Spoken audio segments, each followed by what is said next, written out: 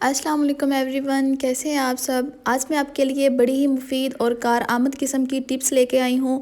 तो सबसे पहली टिप जो है वो मेरी ये है कि जब हम बाज़ार से चाय पत्ती ख़रीद के लेके आते हैं तो हमें पता नहीं होता कि वो असली है या नकली, क्योंकि आजकल लोग जो हैं वो ब्रांडेड चीज़ों पर लोकल चीज़ों के लेबल लगा कर बेच रहे हैं। तो आपने करना क्या है कि थोड़ी सी पत्ती ले लेनी है, 2 गिलास पानी ले लेने हैं और थोड़ी सी पत्ती जो है वो एक गिलास में डाल के देखनी है। अगर तो इस तरह से कलर पानी में आ जाए पत्ती का और जो है वो पानी इस तरह से कलर वाला हो जाए तो आप समझ लें कि ये पत्ती जो है वो मिलावट वाली है, 2 नंबर है।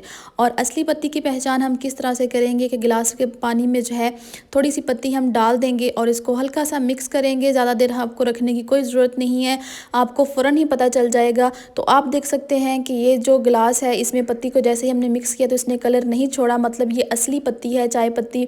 और दूसरा जो है वो गिलास में फ़ौरन कलर आ गया था तो वो जो है मिलावट वाली पत्ती है।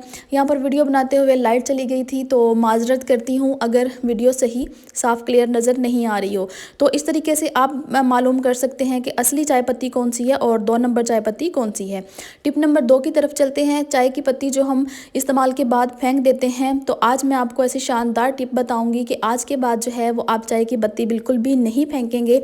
चाय को इस्तेमाल करने के बाद जो पत्ती होती है उसका आपने ये करना है कि उसको एक कौली में निकाल लेना है, बाउल में, और फिर जो अंडा होता है उसको, उसका जो छिलका है वो हम इस्तेमाल के बाद फेंक देते हैं। तो उसको आपने इस तरह से चूरा चूरा करके पत्ती के अंदर मिक्स कर लेना है।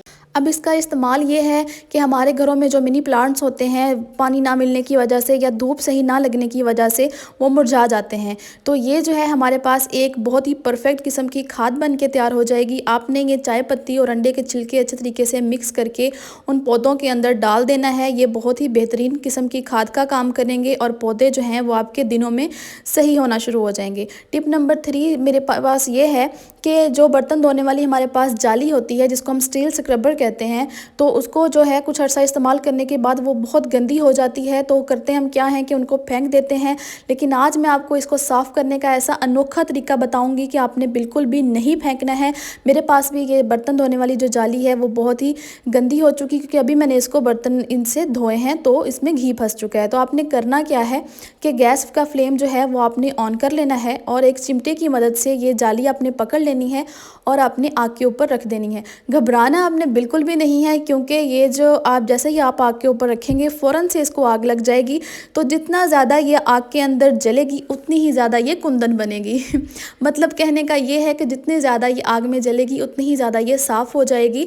तो मैं भी, मेरे घर में जब ये जाली ख़राब हो जाती है बर्तन धोने की वजह से, और आजकल सर्दियाँ हैं इसमें घी वगैरह फंस जाता है, तो मैं भी यही तरीका करती हूँ, आग के ऊपर इसको रख देती हूँ। तो आपने भी बिल्कुल इसी तरह से करना है, इसको फ्लेम के ऊपर रख देना है आग के ऊपर। तो ये आहिस्ता आहिस्ता पकते हुए जो है साफ़ हो जाएगी। इसको फेंकना बिल्कुल भी नहीं है।